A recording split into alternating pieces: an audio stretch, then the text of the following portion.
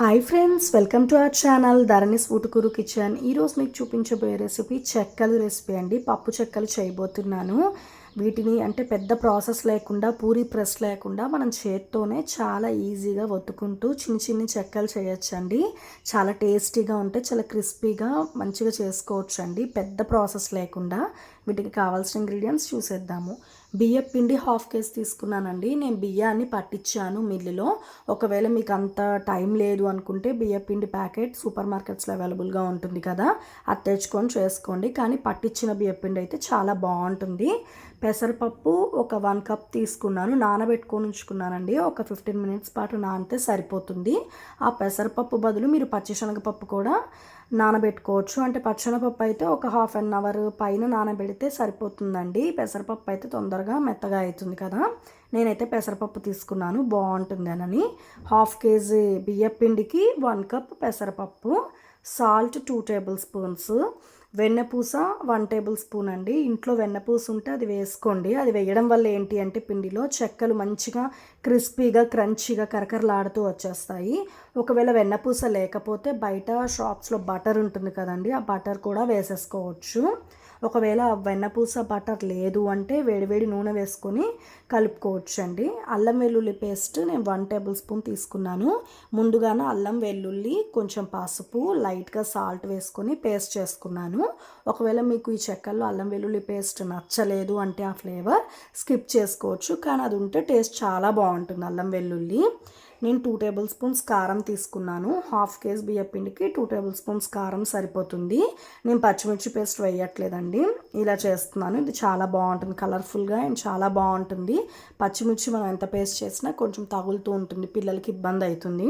ఒకవేళ మీకు కావాలి అంటే ఎండుకారం బదులు పచ్చిమిర్చి వేసుకోవచ్చు, లేకపోతే అది కొంచెం ఇది కొంచెం కూడా వేసుకొని మిక్స్ చేసుకొని చేసుకోవచ్చు. జీరా 1 టేబుల్ స్పూన్ తీసుకున్నాను. ఇప్పుడు ప్రాసెస్ చూసేద్దాము.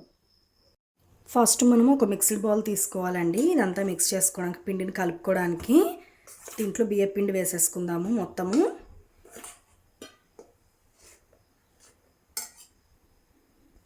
ఇప్పుడు దీంట్లో ఒకదాని తర్వాత ఒకటి అన్నీ యాడ్ చేసుకోవాలండి.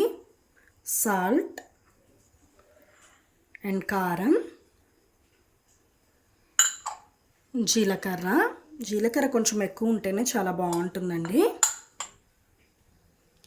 అల్లం వెల్లుల్లి పేస్ట్,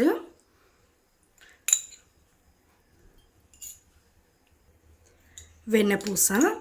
ఫస్ట్ పొడిపిండిని మొత్తం మిక్స్ చేసుకోవాలండి మంచిగా. తర్వాత నేనైతే ముందుగా వేడి నీళ్ళు పెట్టుకున్నానండి. కొంచెం గోరువెచ్చగా నీళ్ళు పెట్టుకోవాలి, మరీ మరిగే నీళ్ళు అవసరం లేదు. వాటితో మిక్స్ చేసుకొని పిండిని మంచిగా కలుపుకుంటే చెక్కలు క్రంచీగా కరకరలాడుతూ వస్తాయి. ఇప్పుడు దీంట్లో పెసరపప్పు కూడా వేసేసుకుందాము. పెసరపప్పు కూడా యాడ్ చేసేసుకొని మొత్తం మిక్స్ చేసుకుందాము. దీంట్లో ఉన్న కొంచెం నీళ్ళు ఉంటాయండి, ఆ నీళ్ళు కూడా వేసేసుకోవచ్చు.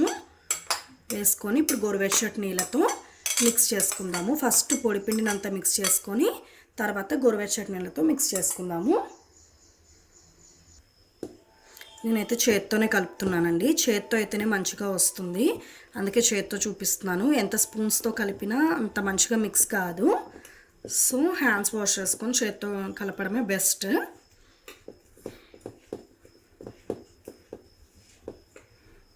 ఇట్లా ముద్దలాగా వస్తుందండి, చూసారు కదా. ఇప్పుడు దీంట్లో గోరువెచ్చటి నీళ్ళు కొంచెం కొంచెంగా వేసుకొని మిక్స్ చేసుకుందాము. ఇప్పుడు వాటర్ పోసుకొని మిక్స్ చేసుకుందామండి. ఫస్ట్ కొన్ని నీళ్ళు పోసుకుందాం. నీళ్ళు పోసుకొని మిక్స్ చేసేసుకుందాము. ఫస్ట్ గంటతో తిప్పుకుందామండి, కొంచెం వేడిగా ఉంటుంది కదా. తర్వాత మంచిగా చేత్తో మిక్స్ చేసుకోవాలి. కొన్ని నీళ్ళు పడతాయండి, కొన్ని నీళ్ళు పోసేసుకుందాము.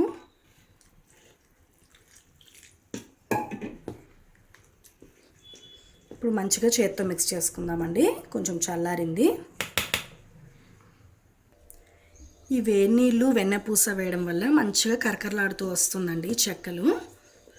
పిల్లలకి చాలా ఇష్టపడతారు. పిల్లలకి స్నాక్స్ బాక్స్లో కూడా పెట్టేయచ్చండి. చిన్న చిన్న చెక్కలు చేత్తోనే మంచిగా చాలా ఈజీగా చేసేసుకోవచ్చు. దీన్నంతా మంచిగా ఒక చపాతీ పిండిలాగా మంచిగా మిక్స్ చేసుకోవాలండి. ఇలా కలుపుకోవాలండి పిండిని. ఒకవేళ మీరు పిండి కలిపేటప్పుడు ఏదైనా కొంచెం లూజ్గా అయితే, అంటే పిండి మనం నీళ్ళు ఎక్కువగా పోసుకోకూడదు, కొంచెం కొంచెం పోసుకొని మిక్స్ చేసుకోవాలి. అలా కొంచెం ఎక్కువగా లూజ్గా అయితే మళ్ళీ బియ్యం పిండిని వేసుకొని మిక్స్ చేసుకోవచ్చండి. నేనైతే మళ్ళీ బియ్యం పిండి వేయలేదు, పర్ఫెక్ట్గా నేను చూపించిన నీళ్ళతోనే సరిపోయింది. ఇప్పుడు మనం ఒక 5 మినిట్స్ పాటు మూత పెట్టేసుకొని ఉంచుకుందామండి. ఒక 5 to 10 మినిట్స్ ఇలా నానితే చెక్కలు మంచిగా వస్తాయి. A few moments later. ఒక 5 మినిట్స్ తర్వాత చూద్దామండి. ఇప్పుడు మనం పిండిని కొంచెం కొంచెంగా చిన్న చిన్న బాల్స్ చేసుకొని పెట్టుకుందామండి. బాల్స్ చేసుకొని ఉంచుకుంటే ఈజీ అవుతుంది ఒత్తుకోవడానికి. ఒక్కొక్కటిగా బాల్స్ చేసుకుందామండి పిండిని. కొంచెం పలచగా ఒత్తుకోవాలండి. మీ ఇష్టం, సైజ్ మాత్రం చిన్న చిన్న బాల్స్ చేసుకుంటే ఒత్తుకోవడానికి కూడా చాలా ఈజీగా ఉంటుంది. ఈ పిండిని మొత్తం అన్నీ ఇలా బాల్స్ చేసుకోవాలి. పిండి ఇలా కన్సిస్టెన్సీ ఇలా ఉండాలండి, అప్పుడే మంచి కరకరలాడుతూ ఉంటాయి. మరీ గట్టిగా ఉండకూడదు, ఇలా కొంచెం స్మూత్గా ఉండాలి. ఇలా బాల్స్ చేసుకోవాలండి. నేను అన్నీ ఏమీ చేయలేదు, అన్ని బాల్స్ ముందుగానే చేసుకుంటే అవి అంటే చెక్కలు మంచిగా రావు, ఆరిపోయి. ఫస్ట్ కొన్ని చేసేసుకొని ఆ వాయ తీసుకుందాము. చేతికి కొంచెం ఇక్కడే కదండి ఒత్తుకునేది, ఆయిల్ అప్లై చేసుకోండి. అప్లై చేసుకొని ఒక్కొక్కటి ఇలా ప్రెస్ చేసుకోవాలండి, కొంచెం పల్చగా ఇలా ప్రెస్ చేసేసుకొని ఆయిల్లో వేయించేసుకోవడమే అండి. మనకి పూరి ప్రెస్ అవసరం లేదు, ఇలా ఈజీగా చేసేసేయచ్చు. నేను డీప్ ఫ్రైకి ముందుగానే ఆయిల్ పెట్టేసుకున్నాను, చూసారు కదా. ఇలా అన్నీ చేసేసుకొని ఫ్రై చేసేసుకోవడమే. ఇలా నేను ముందుగానే ఆయిల్ పెట్టేసుకున్నానండి, ఆయిల్ కూడా మంచిగా హీట్ ఎక్కింది. ఇప్పుడు వీటిలో చెక్కలు పిండి వేసుకొని వేయించేసుకుందాము. ఇలా అన్నీ చేత్తో చేసేసుకొని వేయించుకోవడమే అండి. చాలా ఈజీగా ప్రెస్ లేకుండా చేసేసుకోవచ్చు. ఫస్ట్ మీడియం ఫ్లేమ్లోనే పెట్టండి, పెట్టి తర్వాత హైలో టర్న్ చేసుకోవచ్చు. ఇలానే అన్నీ ముందుగానే చేసుకున్నానండి మీకు చూపించడం కోసం, లేదంటే అసలు బాల్ అలా అంటే పిండి ఒత్తుతూ చేసేసేయడమే అండి. వీటిని మంచిగా గోల్డెన్ కలర్లోకి వచ్చేంత వరకు వేయించుకోవాలి చెక్కల్ని.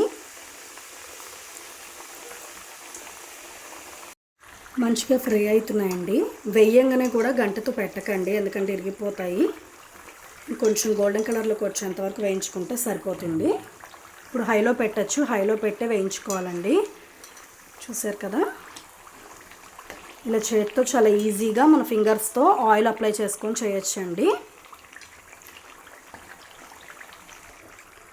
మంచిగా వేగాయండి, చూసారు కదా. ఈ కలర్ వచ్చేంత వరకు వేయించుకుంటే సరిపోతుంది. మరీ ఎక్కువగా వేగితే నల్లగా అవుతాయండి, టేస్ట్ కూడా అంత బాగుండదు.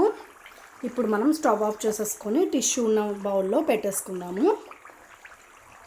వేడివేడి పప్పు చెక్కలు రెడీ అయిపోయాయండి. చూసారు కదా ఎంత బాగా పర్ఫెక్ట్గా వచ్చాయో. మనం చేత్తో చేసుకున్నా కూడా, ఒకవేళ చేత్తో కుదరదు అనుకున్న వాళ్ళు, ఇబ్బంది అనుకున్న వాళ్ళు, ఆయిల్ ప్యాకెట్ ఉంటుంది కదండి, ఆయిల్ అంతా మనం డబ్బాలో పోసేసుకుంటాం కదా, ఆ కవర్ మీద చేత్తో ప్రెస్ చేసుకుంటూ దాని మీద కొంచెం ఆయిల్ అప్లై చేసుకుంటూ కూడా చేయొచ్చు. ఇలా అయితే ఈజీ చిన్న చిన్న చెక్కలు వస్తాయని నేను ఇలా చూపించాను. ఇలా ఈజీ వేలో పూరీ ప్రెస్తో కూడా చేస్తారు, అదంతా పెద్ద ప్రాసెస్ కదా, ఇది అప్పటికప్పుడు ఇలా ఈజీగా చేసుకోవచ్చు అని చేశాను. చూసారు కదా ఎంత క్రంచీగా వచ్చాయో. మీరు కూడా కంపల్సరీగా ఈ రెసిపీని ట్రై చేయండి, పిల్లలు కూడా చాలా ఇష్టపడతారు. స్నాక్స్ బాక్స్లో కూడా పెట్టేయచ్చు, చాలా బాగుంటుంది. బయట చిప్స్ వాటికంటే ఇంట్లోనే ఇలా చెక్కలు ప్రిపేర్ చేసి పిల్లలకి ఇస్తే చాలా మంచిదండి. ఈ రెసిపీ మీ అందరికీ నచ్చింది అనుకుంటున్నాను.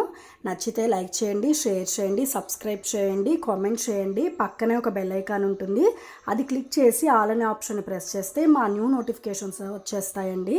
ఇది 1/2 kg పిండి కదా, కాకపోతే ఇంకా చాలా వస్తాయండి చెక్కలు. నేను మాత్రం ఇవి చేసి మీకు చూపించాను అంతే. మిగతా పిండి కూడా సేమ్ అదే ప్రాసెస్లో చేసేసుకోవడమే. ఇది ఒక 1 or 2 months ఈజీగా స్టోర్ ఉంటాయి. ఫ్రెష్గా మనం చేసుకోవాలంటే ఒక 1 month వరకు ఇట్లా కిలో పిండి 1/2 kg పిండి కలుపుకుంటే ఒక 10 days 15 days వరకు ఉంటాయండి. 1 month ఈజీగా టైటనింగ్ బాక్స్లో పెట్టుకుంటే తడి తగలకుండా స్టోరేజ్ ఉంటాయి. ఇంకొక ఇంట్రెస్టింగ్ రెసిపీతో మళ్ళీ మీ ముందుకు వచ్చేస్తాను. Thank you for watching friends.